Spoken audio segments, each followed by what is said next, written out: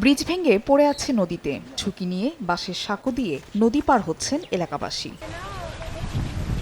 এই চিত্র সাতক্ষীরা সদর, দেবহাটা ও আশাশুনির অন্তত ৭টি ব্রিজের। নিম্নমান আর অনিয়মে নির্মিত ব্রিজের বেহাল দশায় নাজেহাল স্থানীয়রা। গন্তব্যে যেতে দুর্ভোগ পোহাতে হচ্ছে তাদের। দ্রুত ব্রিজগুলো পুনর্নির্মাণের দাবি জানিয়েছেন এলাকাবাসী। ছোট বাচ্চারাও স্কুলে যায়, তাদেরও অনেক সমস্যা হচ্ছে। ব্রিজটা যত তাড়াতাড়ি হবে তত তাড়াতাড়ি ভালো হয়। চলাচল করতে যেয়ে কেউ ভেঙে পড়ে যায়, আমি নিজেও পড়ে গেছি, আমার পা কেটে গেছে।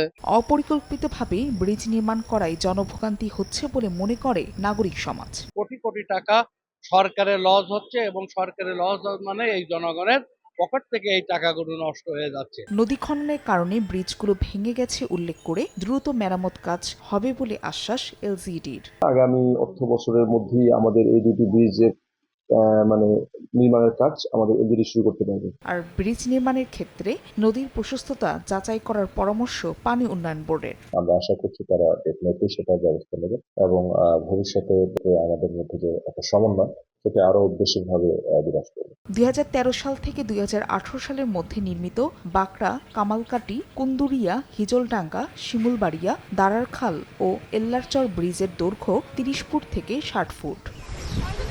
সময় সংবাদ, সাতক্ষীরা।